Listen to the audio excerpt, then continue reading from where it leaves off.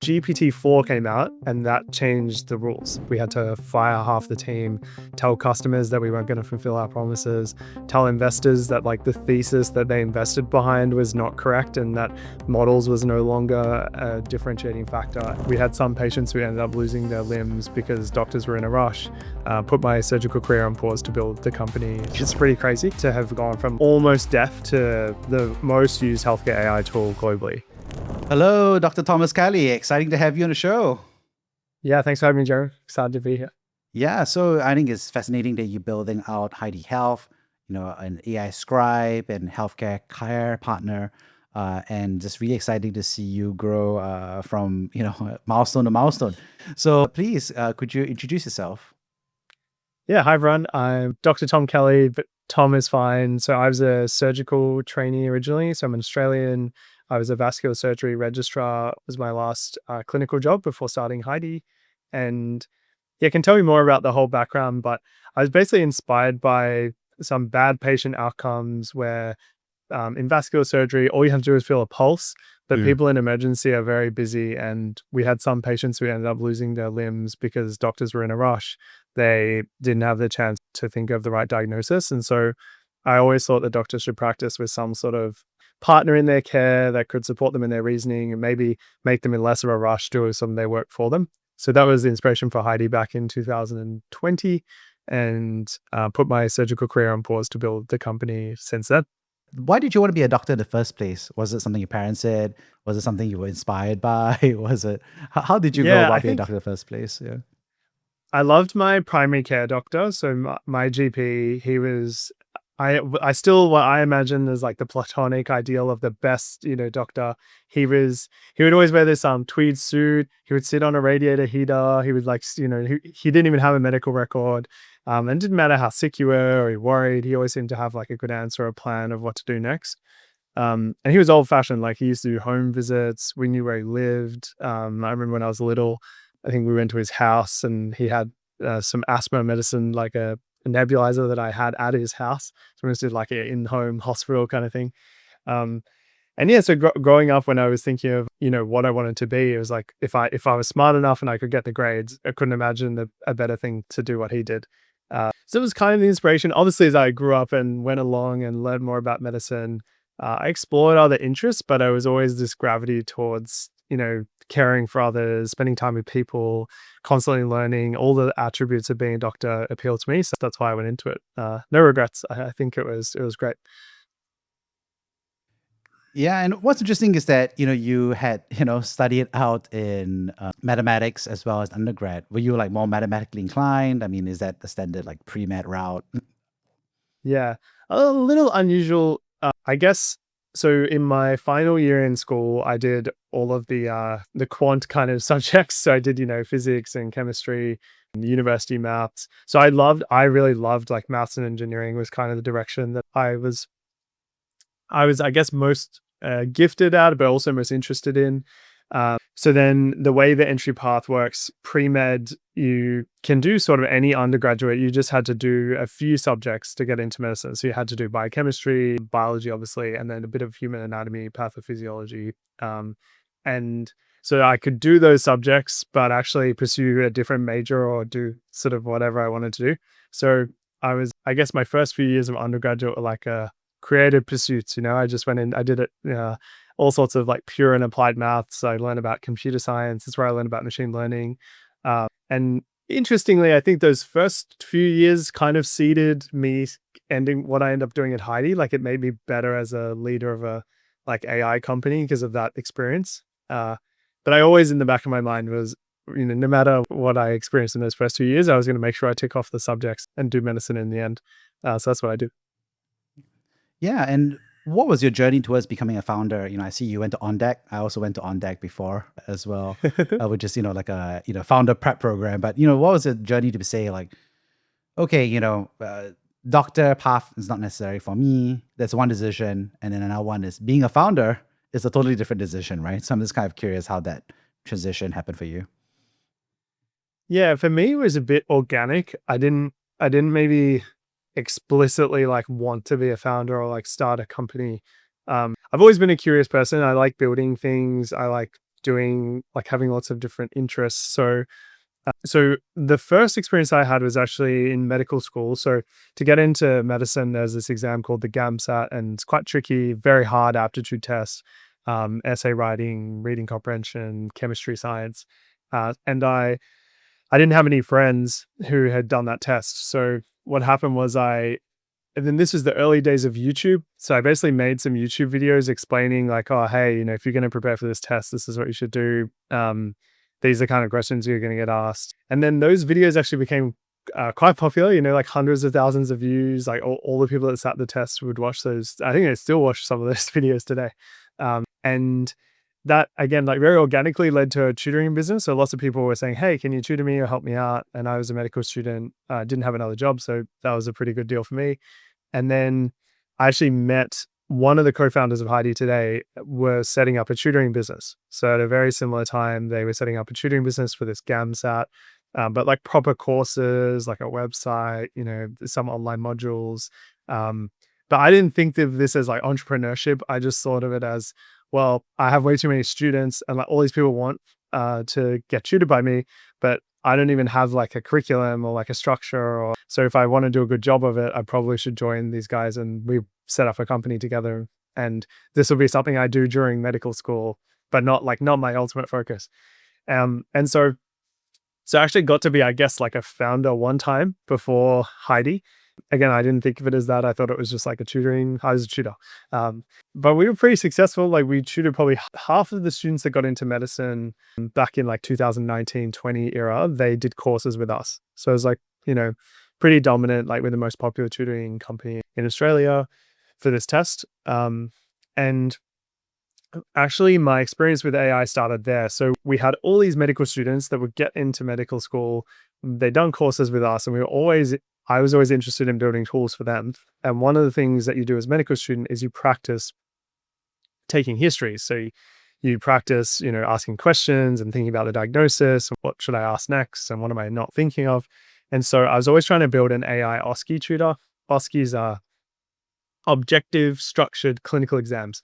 Basically, it's like this, like I talk to you, you pretend to be a patient, and then there's a doctor in the room that's marking me based on how well I did playing doctor. So we actually built an AI tool called Oscer, which was a tool for students to practice doing OSCEs, but completely on their own, just with AI. The AI would pretend to be a patient and it would also mark them on stuff like bedside manner and what questions they asked. And that was actually like 2019 era. So we built it with transformers and I got to play with like ML methods. And then I met the other co-founder of Heidi. He joined to help me with some of the ML stuff. It's getting way too complicated for me. And then basically we realized, the three of us, that, well, this is really cool for students, but like imagine solving the problems in healthcare. Like there's so many misdiagnoses, there's so much work that needs to be done around healthcare that doctors hate doing and takes up their time. And so we decided, it's kind of coincided with some of my experience in healthcare. Like I felt a bit limited doing one patient at a time. Like I could only have so much impact as an individual doctor, but if I built tools that everyone would use, maybe I could help the system in a bigger way than maybe one at a time. So again, like very organic. It was like, okay, this is really cool. I can imagine spending my time here. I can always go back to being a doctor. So I'll just take a break, see if anyone would be willing to give us some money and try to set up a company. And yeah, luckily we did, and here we are. But definitely, obviously, like big decisions along the way, but I tend to follow my instincts. It's just, I'm an intuitive person, I guess. So let's talk about, what you're talking about, which is, I think, product market fit or discovery of that. I mean, what's so bad about doctors having to do paperwork? I do paperwork. Everybody does paperwork. A little bit of a straw man here, but what's so bad about it in a way that, something like this needs to happen? Yeah. Yeah, I mean, there are parts of it that are good, to lean into the question. So the good parts are that it helps you form synthesis and you spend time thinking through the case. So there's certain aspects that are good, I think. I think the bad part is just, it's a capacity problem. So when, like me as a doctor, when I was a trauma doctor, I would have 100 patients on our list. So it's 100 patients waiting on me and maybe 2 other doctors to help them get care done for them. And when you're sitting in hospital, like you're waiting for things to happen, like the physio to see you, or the CT scan to get done, or the referral to a different specialist. So there are all these jobs. We used to call it the ward round list. So you do the ward round, and then there's all these jobs to be done. And of those jobs, probably like 20% of them really required like clinical judgment. Like they needed a doctor to actually figure it out and do the job. But majority of the other tasks were just purely administrative. Like someone had to refer to this person, or someone had to draft a letter, or someone had to, and these are patients who are like sitting in beds, getting sicker. Hospitals are not a good place to be. Like you can get pneumonia, ulcers, all sorts of bad things. And those beds could be used by other people who are waiting in the emergency to be seen. But I am the choke point. Like as a doctor, I'm the only one that can do these tasks because they're clinical enough that it needs me to do it, but not like really what I went to medical school to do. And there's a lot of stuff that sits in this bucket of it needs my oversight, but it doesn't need like my highest clinical aptitude. And it's the least enjoyable bit of the job. Like no one wants to, call up and wait on hold to talk to the cardiology registrar and have like a kind of grisly conversation trying to get them to see your patient. And it's like, if Heidi was there, or like I had some partner in care who like knew what happened in the initial ward round, it's very easy for that system to draft a summary of the case and just share it with the registrar. But without that system, the current standard today is that doctor has to do it. So the doctor has to make the call. But that's job 200 in the list. So when does that get done? And then that person probably doesn't get seen by cardiology for 2 days because they refer late in the day and then the cardiologist is already busy. So basically, like if you think about a healthcare system, the choke point is a doctor's time and attention. And anything that takes that up has direct impact on patient outcomes because it slows down bed movement, reduces the speed to different interventions happening, and you're actually constantly triaging your own time. So you end up only seeing the sickest patients. And basically patients have to get sick enough for you to pay attention to them. And anyone who's low acuity basically just sits in the hospital sort of rotting, waiting for something to happen.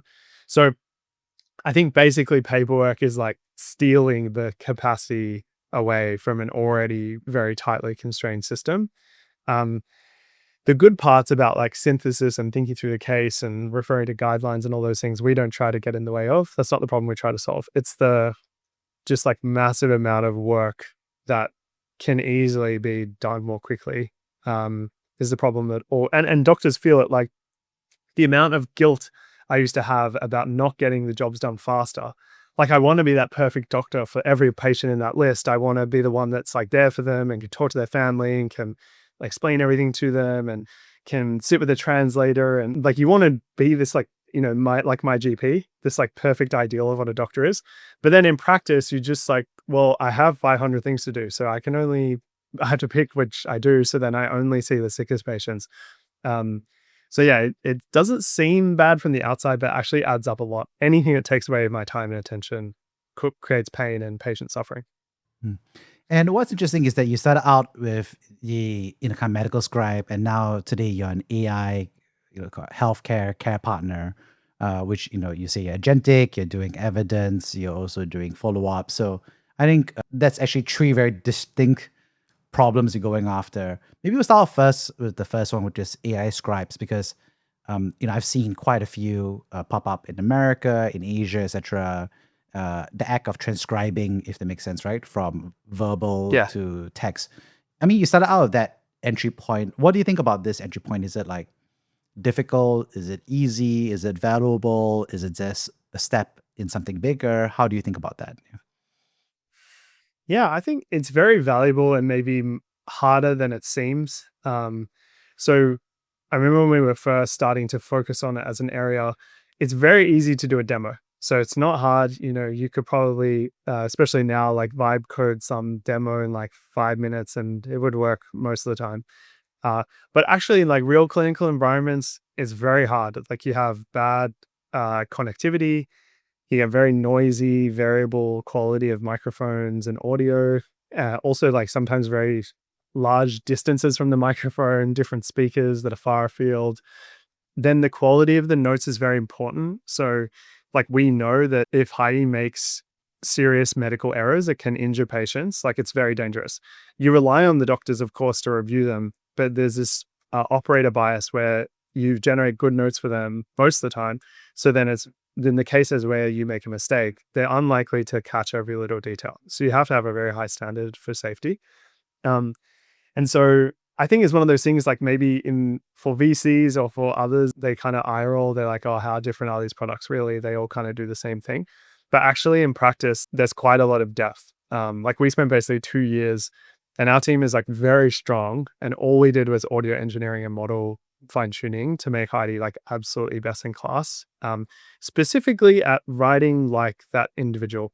So like a surgeon writes very differently to a GP, writes very differently to a mental health doctor, and they're not like cosmetic differences. They're actually like important clinical differences.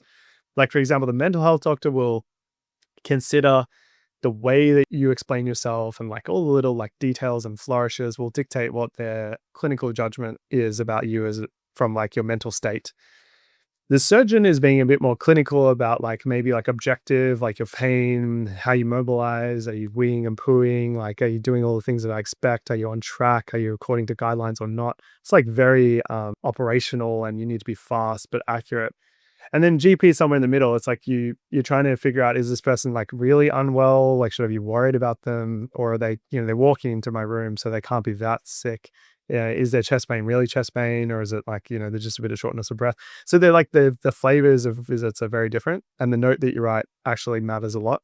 And so that's where we spent a lot of time and energy. So I think it's both valuable and hard to do super well, and is, in my opinion, the best place to then add other capability, because Heidi finds out what happens in the visit, which is the most important like unit of healthcare. If you know every visit that happens in a hospital, you know everything basically. Now there's lots of stuff in the medical record, of course, like what happened in the past, their conditions and their medicines and everything else. But as far as what's happening right now, there's kind of no more useful tool. I think this is why transcriptions become super popular in business in general and across industries, because even as a CEO today, like I find it so useful to be able to summarize like all the meetings that are happening across the business, or, if I couldn't attend 10 different product calls, like I can still get a pretty amazing summary. It doesn't replace being there, but it's like the most valuable like heartbeat of or a hospital are those conversations. So yeah, really, really good, incredible problem. Doctors find it hard to keep up with their notes, and if you do the job well, they come to rely on it and they love it. And what's interesting is that you're expanding to the full loop, right? So you're also doing the evidence component, and then you're also doing the follow-up component. And I think it's interesting because, there's a certain workflow basis where, you're transcribing, but now you're actually becoming part of the clinical decision-making, right? And I think there's a liability jump, right? From my perspective. I mean, I'm also in the healthcare and healthcare technology space, and it's something that we do think about as well. So I'm just kind of curious how you're thinking about navigating that space. Yeah, definitely. I think it's interesting. Like I'd say it's feature by feature how we think of it. So we think of Heidi in sort of like modules, and then each module will have some clinical risk and responsibility we take.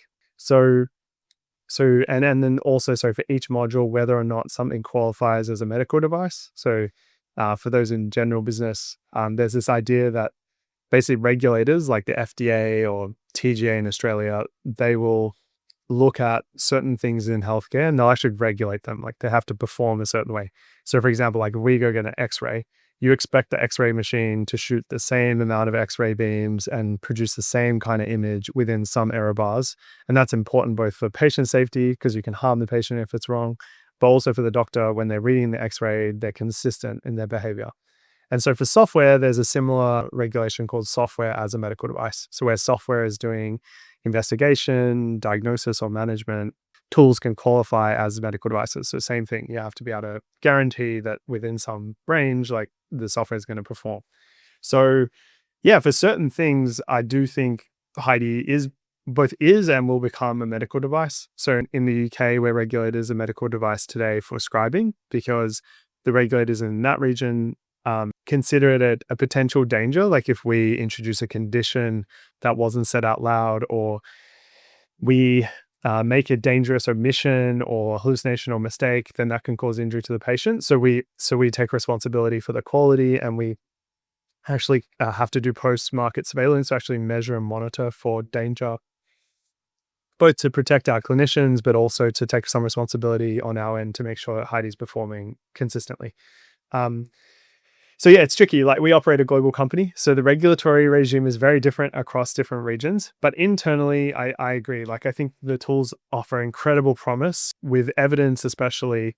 We built it in a way where it references materials. It doesn't replace their judgment. So clinicians very much in the loop. This is not for patients. This is, surfacing really useful guidelines and information that the doctor could find themselves. But basically what Heidi's saving is the search, and basically like, reading 50 sources in a way that a doctor couldn't. And so from my perspective, like, it's probably not a device when it's being used that way.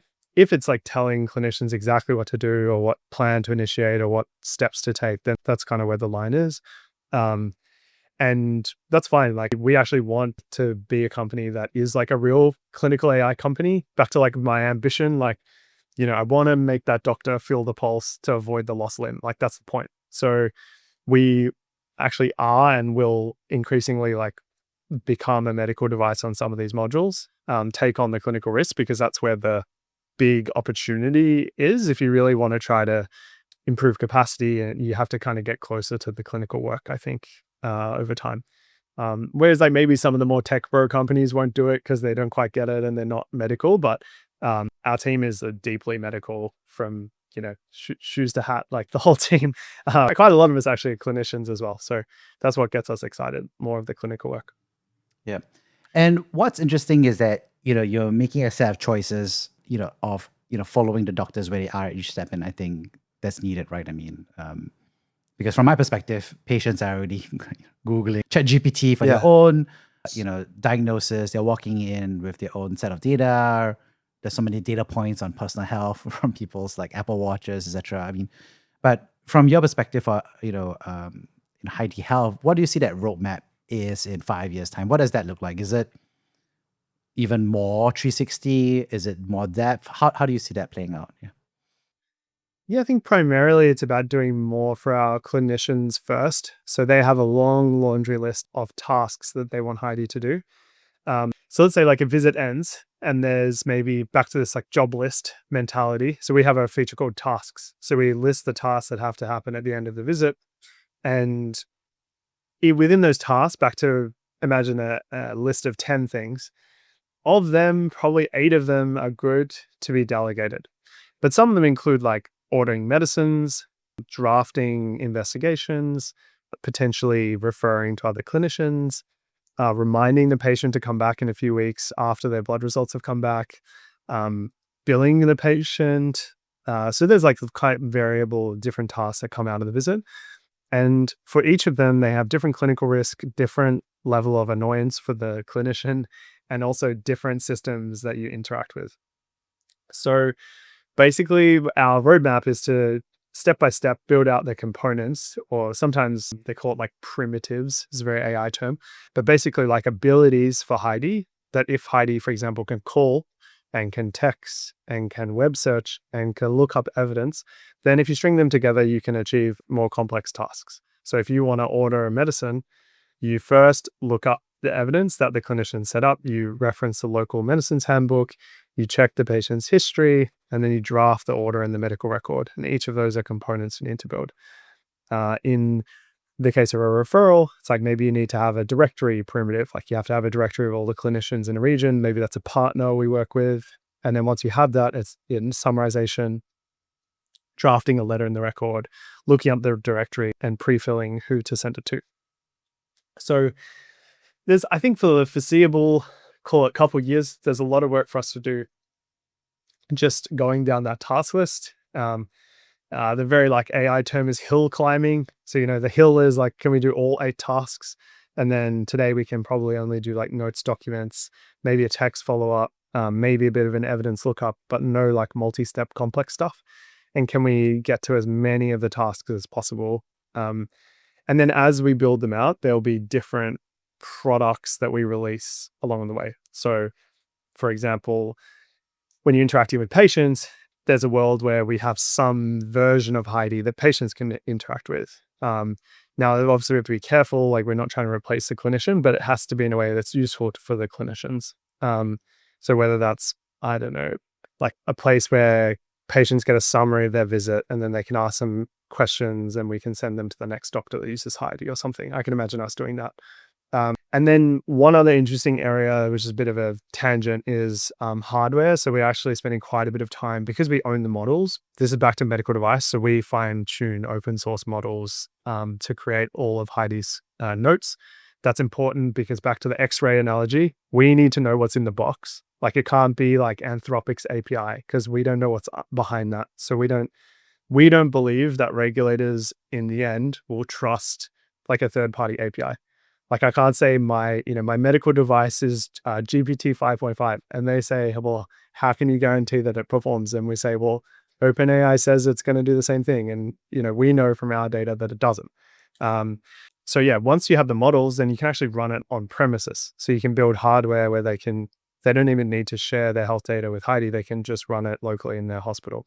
This is a bit more R&D, but we're excited about the potential of that, because there are certain jurisdictions like Japan and other places where they're actually on intranet, like they're not even on the internet. So for them to use these tools, you actually have to be kind of on the edge. And it's just cool to have like physical hardware. It's like, this is where Heidi is inside here, Just like touch the server rack. Exactly. And free heating, Yeah, free there we heating. go. Yeah, We're exactly. doing it winter time. There we go. And so, you started talking about geography, right? So Japan, obviously Australia, but how do you think about geography? I mean, there's also Asia. You set up headquarters in Singapore. How you think about other geographies and how that plays out? Yeah, so I think because we're a global company, we started in Australia. By definition, any software business starting in Australia is going to be global. You have to leave the borders to reach a big enough market for it all to make sense. I think Asia is super exciting for us because it's super close. Practically, it's on the same time zone, more or less. So the whole product and engineering org is aligned with you guys. It's only 8-hour flight, which for Australia is not that far. And also, I would say it's an area where our mission is most aligned. So healthcare capacity, getting access for every patient in a population to a really high quality standard of care is obviously a challenge across different markets. And yeah, I think there's that side of it. I think also from the business side of it, we have to do the medical device compliance, model ownership, and also multilingual. Because of the model focus at Heidi, we're actually quite strong in like tricky, visit where it's like Malay and Hokkien and English, and then, but like, a bit Singlish, and then you're trying to output the note in another language potentially. We spend a lot of time, back to this like 2 years of just engineering on the Scribe. Like, we really show up as best in class when you test us in those tricky situations. So it's like, well, we built this tool. It's like medical device quality. We're regulated in different markets. Where is this going to be most powerful? And you naturally gravitate towards the markets where the models don't do as well out of the box. So especially in Asia, because it's not the Latin character set, the LLMs are not as good typically at doing transcription and doing node generation accurately. So when we asked our users, we just found we had like really amazing traction already in Singapore. In Japan as well, we had a couple of doctors take it from Australia and pilot it in some hospitals. So yeah, I'd say it's just like, seems like really good product market fit where our investments will, I guess, show good fruit.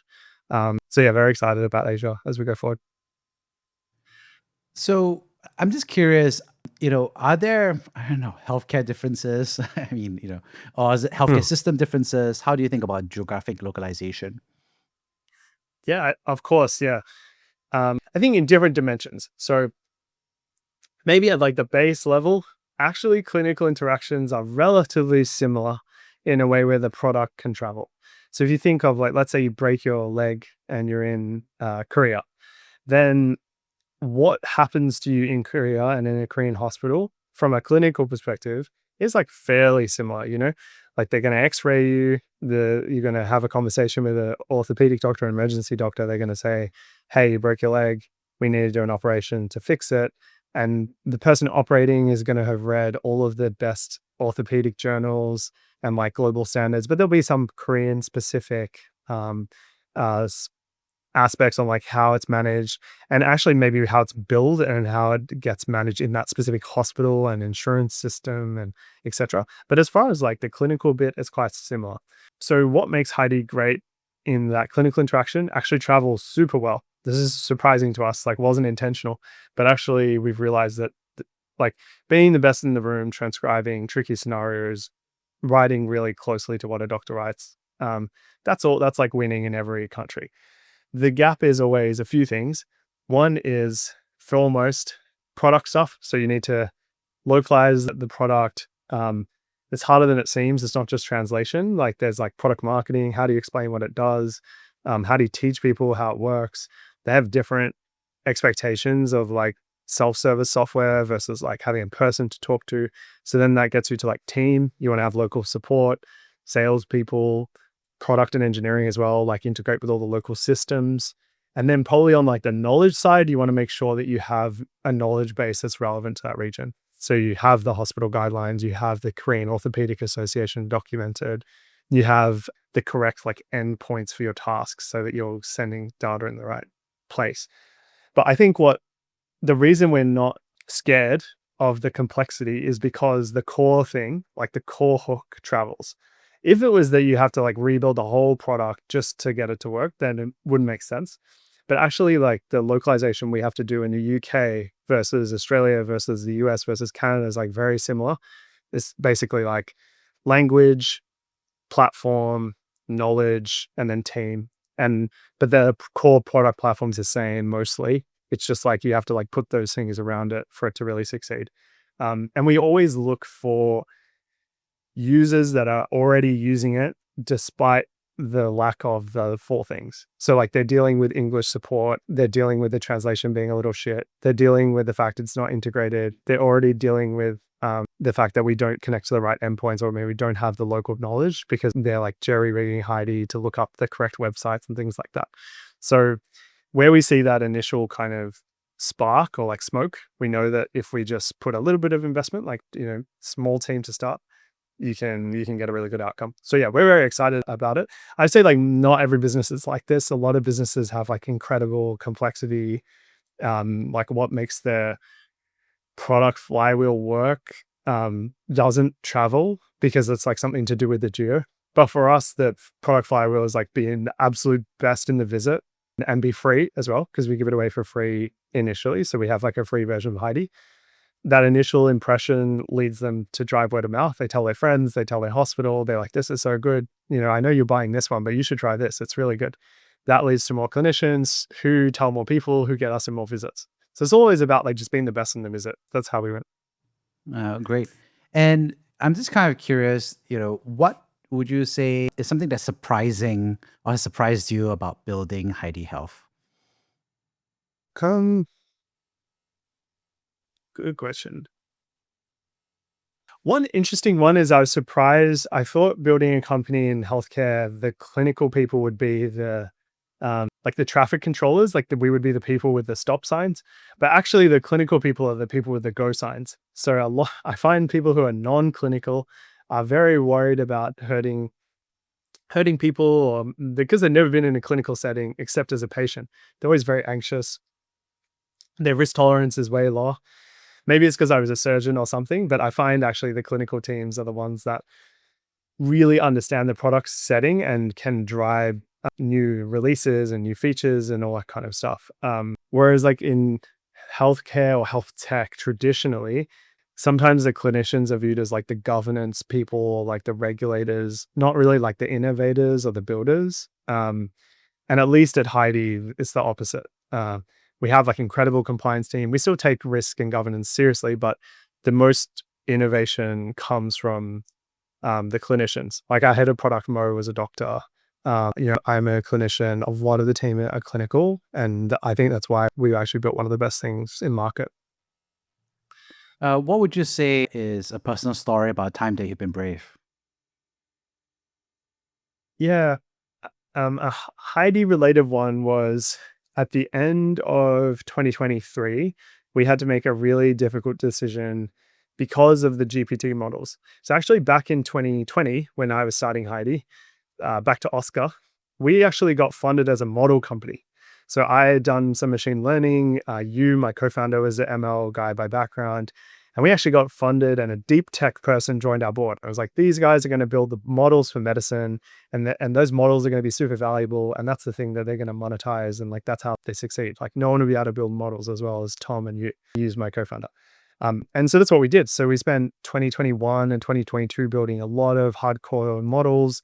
It's where the name comes from. We built a tool that would take a history from a patient, completely free text, and generate a diagnosis, history to diagnosis. And we built a lot of software and technology with this like premise that no one would be able to build the models we had. And then GPT-4 came out, and that changed the rules because everyone now had a model that was actually better than what we had, and it was available to everyone, and it was entirely cheap. It didn't cost that much to run. So the hard thing was, I guess, like admitting that you'd spent 2-3 years on like the wrong direction. Basically, like, look at all your customers, your team in the face. We had to fire half the team, tell customers that we weren't going to fulfill our promises, tell investors that like the thesis that they invested behind was not correct, and that models was no longer a differentiating factor. And actually, in order for Heidi to succeed, we had to pivot to be a product company, and we'd still learned a lot. And, we felt like we could still build an amazing business, but like I think that I guess making, the team that left were brave. That I don't feel, those never feel good about doing those things, but I think it was a courageous decision to take. Like, I've seen other companies who haven't made that pivot and are just a bit screwed now. They haven't really evolved to this new world. And yeah, I guess everyone involved, like the investors were brave for still backing us. The people that stayed were like, kept their trust. Like, they believed in us despite having to rebase the team. And I'm super proud that we went through that super like crucible moment, and now are the most popular AI tool in the whole world. Like, it's pretty crazy to have gone from like, almost death to the most used healthcare AI tool globally. Like, no one does more traffic or visits than us. Which, if you said that was going to happen in 2023, I would have, I wouldn't have believed you. So yeah, it definitely took some bravery to get through that. I think it's interesting because you started building as a model, as a platform, and now you're focused on this dynamic. But actually, you raise a good point about, I would call it competition, or like these model companies seem to be doing everything, right? I mean, when I was at JP Morgan Healthcare Conference in kind of like January this year, I mean, the big announcement was obviously OpenAI Health for both the doctors side as well as OpenAI for patients, for their own personal health. So I'm just kind of curious how you think about, I don't know, is it division of roles or competition or differentiation versus the model companies? Yeah, I think it's interesting. I just view the businesses differently. So don't get me wrong, they are real competitors and we have to consider them. But we do sort of like a one-to-many model. So we're like one-to-one customizing and integrating Heidi per customer, which requires like a lot of headcount, like, 500 people in market that are willing to sit with the chief medical officer and obsess over what matters to them and change Heidi quite deeply to make it make sense for their setting. Where I think the competition will be really fierce is in the like just one-to-one, where you're just like to a clinician, you're a search bar and anyone can use it, and it's not a big lift to like, basically you win on distribution and product quality and things like things like any of the clinical decision support tools and knowledge bases. And that's like a really tricky space because everyone's building the same thing. Like, as a chat, you ask a question, you get an answer, both for patients and for clinicians. And it's not really that sticky. Like, you can change and swap super easily. So the reason I'm not too worried about the foundation models is because we just go super deep and also into smaller customers in a way that they probably won't. In the long run, I think it's got to be about medical devices and just like what you build. Like, is an OpenAI or a medical record willing to one day triage the emergency or investigate for a patient or give people specialist advice and draft orders and do things that can like really have real stakes? Like, you're an X-ray machine. You're not just like some pretty chat bar that answering questions. So I think that's why, like, as a company, it's both our mission, it's what we're passionate about, but also is like tactically the right thing to go for really clinical, tricky, regulated, hard use cases. And I do think the model companies will be great partners to us because it's probably not something they're going to want to do, but they're definitely going to want to partner to get their models into these environments, where maybe Heidi one day orders for a patient before they get seen by a doctor. And yeah, but I know for all the vertical AI businesses, it's always a challenge. You got to box them out somehow. How did you go through the pivot? Was it, I mean, if I remember a lot of us kind of like got very confused during that time period because, they got so good so fast, and they started showing that, what's the word? Going downstream, I guess, to some extent, dynamic. Was it like an easy pivot to make? Was it something that was obvious, or was it something that took a while to process? I'm just kind of curious from the founder or your personal perspective about how to conduct a pivot. Yeah.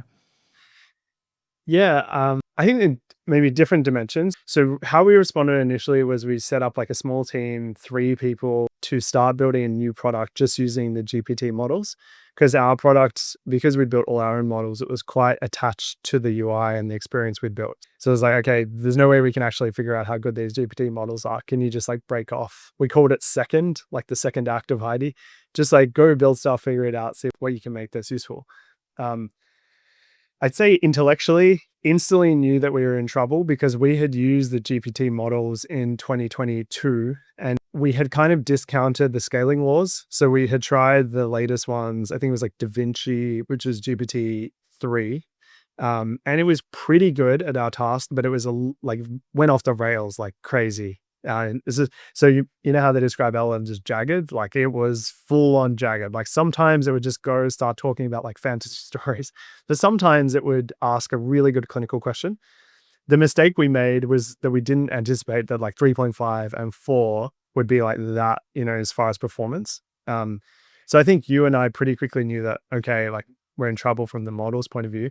What took a bit longer was whether or not it changed the business.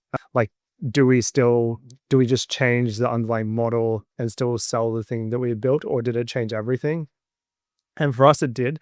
What we had built was basically like an AI history taker and a telehealth platform. And that was the initial product that we built. The problem with that was it's very slow. Like you're selling to a practice, reception team, then the doctors. And the pitch was basically like AI transform your business, create all this almost like doctors to you or doctors on demand kind of on top of your practice. So you can do really good telehealth on top of any clinic. And the AI portion saves you a bunch of time. So it still makes sense. Like there are businesses who did that, but our mission was about getting to every doctor. We wanted to be the best clinical AI. And we had built this because of the models we had.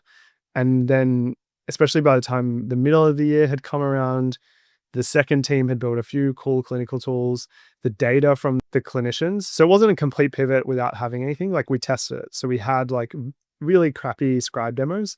And it was overwhelming to us that those products showed like the kind of love and attachment that we could never get out of the bigger product we'd spent a couple of years building.